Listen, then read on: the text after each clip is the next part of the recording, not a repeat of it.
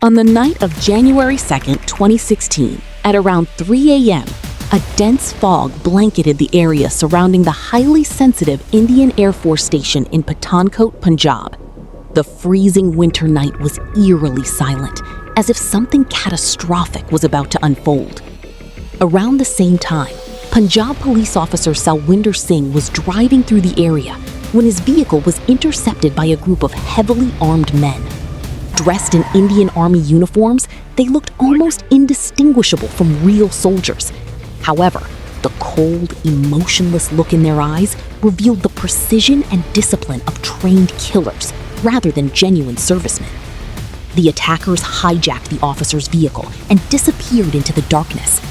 It was the first sign that Pathankot was about to witness an attack that would shake India's security establishment for years to come.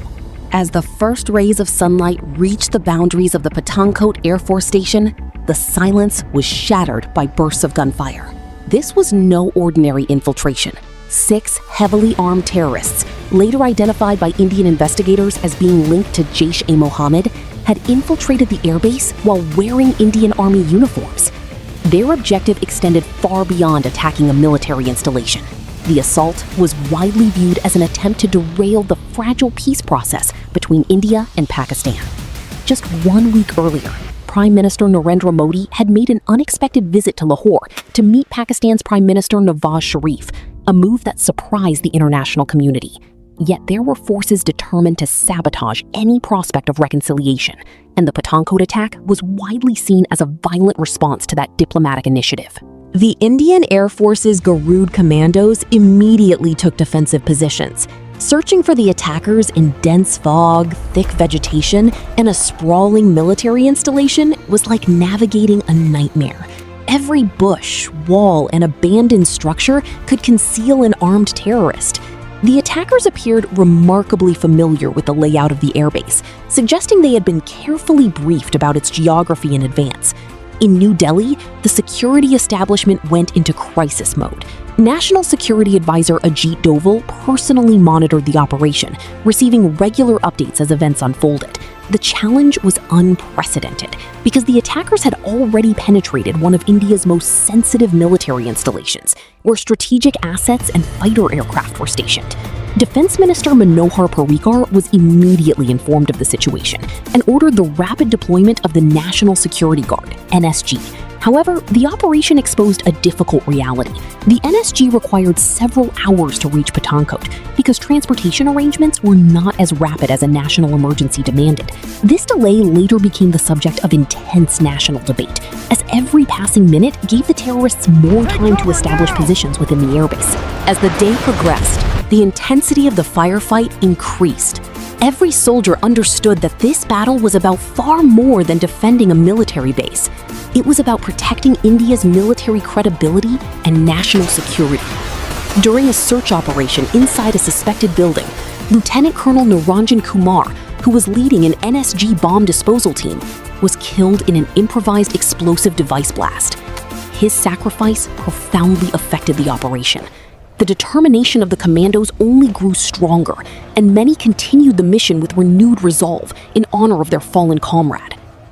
The airbase's technical zones, residential quarters, and operational buildings soon became a dangerous maze, where every corner posed a potential threat.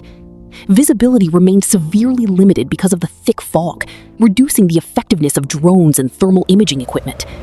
Security forces knew that the terrorists were on a Fidayeen, suicide assault mission. Surrender was never part of their plan. Every encounter became a fight to the death. The operation continued into the second day. Corporal Fateh Singh of the Garud Commandos participated in repeated high-risk search missions across the airbase. During one such operation, he was critically wounded in terrorist gunfire and later succumbed to his injuries. His youth and extraordinary courage became a source of national admiration. With every loss suffered by the security forces, it became increasingly clear that the battle at Pathankot was not merely a military engagement, but a test of India's sovereignty, resilience, and national resolve. Meanwhile, Indian intelligence agencies intercepted communications made by the terrorists. Several phone calls were traced to numbers inside Pakistan, where the attackers were reportedly providing live operational updates to their handlers. These intercepts were presented as strong evidence that the assault was not the result of a local conspiracy, but a carefully coordinated cross-border terrorist operation. The government of India later shared this evidence with Pakistan, expecting decisive action against terrorist networks operating from its territory. By the third day, the intensity of the gunfire had diminished, yet the silence that followed was not one of relief. It was the aftermath of a devastating storm. Joint teams of the NSG and the Indian Air Force conducted an exhaustive search of the entire airbase. One by one, all 6 terrorists were eliminated. The victory, however, came at a heavy price. 7 Indian security personnel lost their lives, including Lieutenant Colonel Niranjan Kumar and Corporal Fateh Singh, whose courage and sacrifice continue to be remembered with deep respect. The Pathankot attack raised several critical questions about India's security preparedness. How had such a heavily protected airbase been infiltrated? Why did it take so long for specialized response forces to arrive? And perhaps the most difficult question of all, would every attempt at peace between India and Pakistan continue to be overshadowed by acts of terrorism? While the operation demonstrated the determination and capability of India's security forces under the supervision of Ajit Doval, it also highlighted the need for stronger preparedness, faster coordination, and improved crisis response mechanisms. The Pathankot Air Force Station attack remains one of the darkest chapters in modern Indian history, a chapter marked by extraordinary bravery, immense sacrifice, and significant operational challenges. Even today, it leaves behind an enduring question. How long must India continue to confront the persistent threat of cross-border terrorism? And when the next danger emerges from the shadows, will the nation be fully prepared to face it?